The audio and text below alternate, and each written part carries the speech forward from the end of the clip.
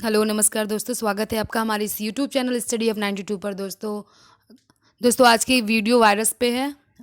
ठीक है, पूरा वीडियो देखिएगा। अगर पसंद आए तो लाइक ज़रूर करिएगा दोस्तों, लाइक ज़रूर करिएगा अगर आपको इस वीडियो से कुछ भी सीखने को मिलता है।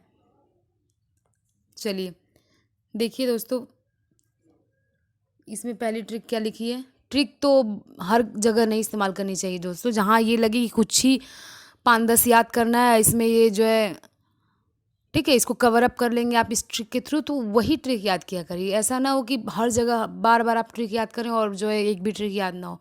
ट्रिक पे भरोसा करना बहुत बड़ी बेवकूफ़ी है। चलिए आइए चलते हैं।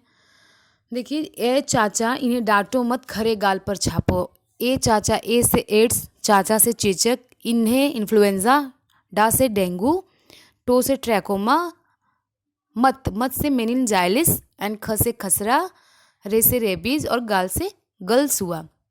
ठीक है, ये जो है एड्स से फैलने वाली बीमारियां हैं। मुख्यतः जो है इन बीमारियों से एग्जाम में पूछे जाते हैं प्रश्न। ठीक है, एड्स, चेचक, इन्फ्लुएंजा, डेंगू, ट्रैकोमा, मेनिनजाइलिस, खसरा, रेबीज एंड गल्स हुआ।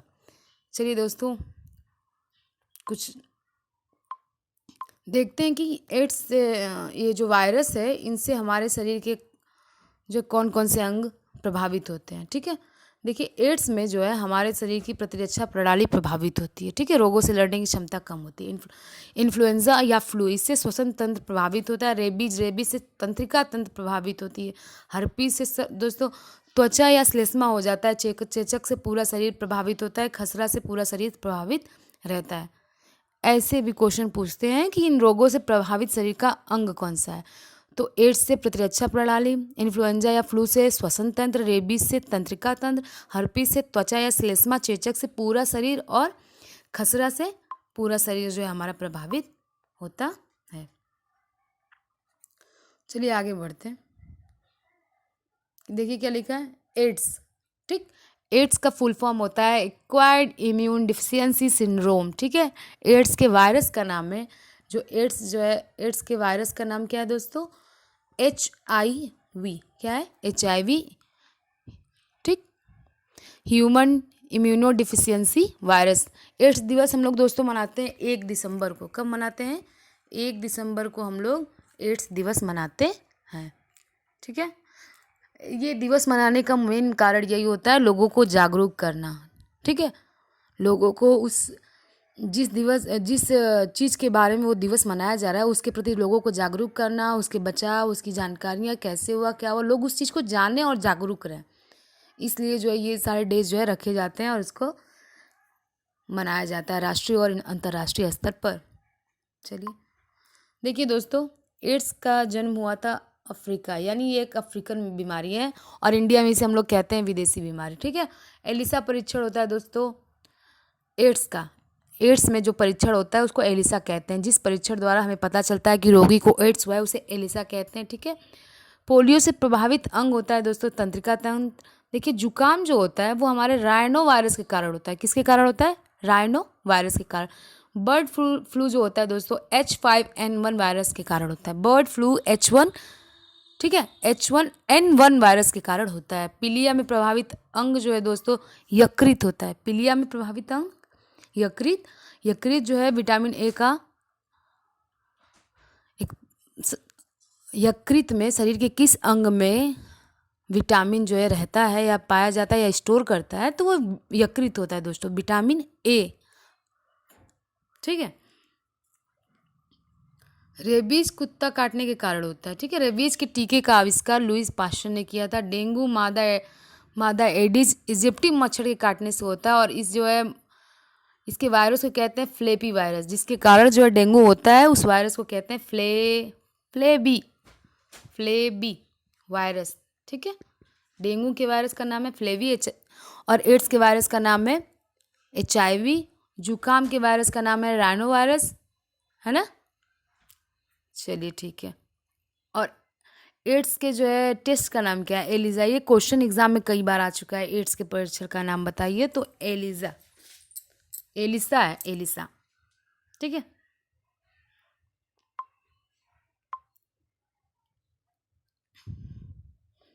देखिए दोस्तों कुछ और भी बीमारियां जिसे ऐसे ही नॉर्मली हम लोग पढ़ लेते हैं, ठीक है, दुनिया भर की ट्रिक की ज़रूरत नहीं है। देखिए, एड्स होता है, आपने ऊपर पढ़ा, ठीक है, चेचक होता है, मस्तिष्क शोथ होता है, चिकन पॉक्स होता है, इन्फ्लुएंजा होता है, जुखाम राइनो वायरस के कारण होता है, पोलियो, ठीक है, तंत्रिका तंत्र प्रभावित होती है, ट्रैकोमा, खसरा, डेंगू, डेंगू के वायरस का नाम फ्लेपी वायरस, ठीक है, रेबीज कुत्ते के काटने से होता है दोस्तों। तो ये रही वायरस से फैलने वाली बीमारियां। देखिए, कुछ वायरस के बारे में भी जान लेते हैं दोस्तों, ठीक है, वायरस के बारे में कुछ जानते हैं। देखिए क्या जान पाते हैं हम लोग, बस सुनते रहिए और देखते रहिए। देखिए, वायरस की खोज इवानोविस्की ने सन 1892 में सबसे पहले तंबाकू के पौधे में मोज़ेक रोग से ग्रस्त पत्तियों के रस में उन्होंने जो है वायरस के कण देखे। कौन? इवानोविस्की ने। वायरस जीवाणु नहीं होते इसलिए मारा नहीं जा सकता। स्थानीय वातावरण के आधार पर वायरस का जीवन चक्र होता है, इसी के आधार पर इसकी सक्रियता होती है। दोस्तों, वायरस को क्या कहते हैं? सजीव और निर्जीव के बीच की कड़ी, सजीव व निर्जीव के बीच की कड़ी, ठीक है। ये भी क्वेश्चन जो एग्ज़ाम में मोस्टली पूछा जाता है। बहुत सारे लोग हैं ऐसे हैं जिनको पता नहीं होगा, ठीक है। देखिए, ये जो है कोशिका में जीवित रहते हैं, मतलब अब एड्स के बारे में जान लीजिए। जो एड्स का वायरस HIV है, अगर कोई भी व्यक्ति एड्स पॉजिटिव है, उसके द्वारा इस्तेमाल किया गया इंजेक्शन या ब्लेड हम यूज करते हैं, जिसमें उसका ब्लड लगा हुआ है, वो 10 दिन 15 दिन 20 दिन वैसे ही पड़ा है, सूख गया है बिल्कुल, उसमें वायरस जो है ब्लड के माध्यम से वायरस जो है, ठीक है। एड्स की बात किया जाए तो एड्स के वायरस उसके ब्लड में ही होते हैं दोस्तों, ठीक है, और थूक, लैट्रिन या शरीर के किसी और उत्सर्जी जो है पदार्थ में नहीं होते एड्स के वायरस। तो दोस्तों, उसका ब्लड जो सूख जाता है, 15-20 दिन बाद भी अगर देखा जाए तो उसके वायरस उसमें निष्क्रिय पड़े रहेंगे। अगर उसी ब्लेड से अगर हम किसी जो है नॉर्मल व्यक्ति को इस्तेमाल करें और उसके बॉडी में कट आ जाए और वो ब्लड के संपर्क में आ जाए, ठीक है, तो पुनः ब्लड के संपर्क में आते ही जो एड्स के वायरस है वो जी उठेंगे दोस्तों, ठीक है। अब तक भले वो कोशिका से दूर थे, बॉडी से दूर थे, तो निष्क्रिय थे, लेकिन पुनः जो है कोशिका में आते ही, बॉडी के संपर्क में आते ही, ब्लड के संपर्क में आते ही, बॉडी में ही ब्लड होता है, ठीक है। लेकिन बात करेंगे, यहाँ पे एड्स की बात हो रही है तो हम लोग ब्लड की बात करेंगे। ब्लड के संपर्क में आते ही पुनः वो एक्टिव हो जाते हैं, ठीक है।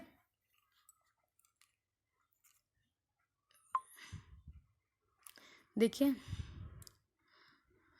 वायरस जीवाणु नहीं होते इसलिए मारा नहीं जा सकता। स्थानीय वातावरण के आधार पर वायरस का जीवन चक्र होता है, इसी के आधार पर इसकी सक्रियता तय होती है।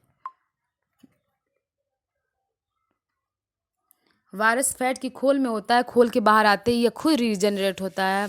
साबुन और गर्म पानी से इसे अस्तित्व विहीन किया जा सकता है, जैसे कि आपने कोरोना वायरस में देखा है।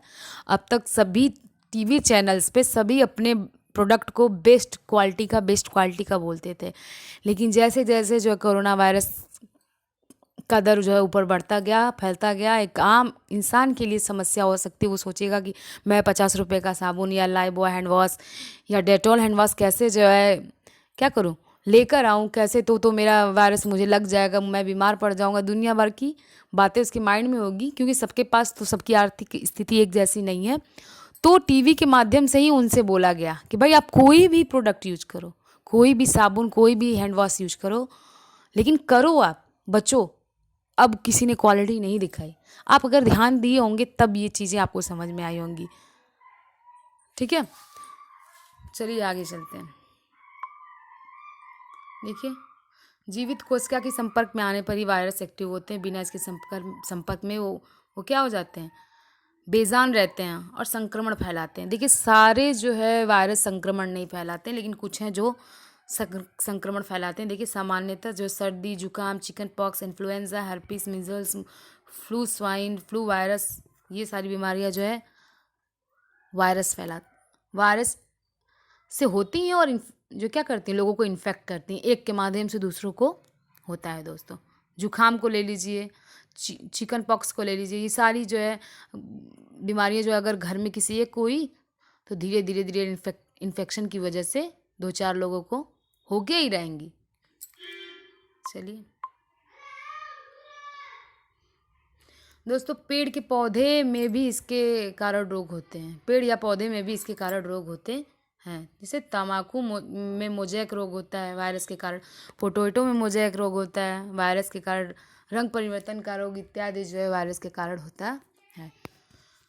तो दोस्तों फिर जो दोस्तों अगर ये वीडियो आपको थोड़ी भी अच्छी लगी हो, थोड़ा बहुत भी आप इससे सीखे हो, तो प्लीज़ लाइक करिएगा ज़रूर, ठीक है।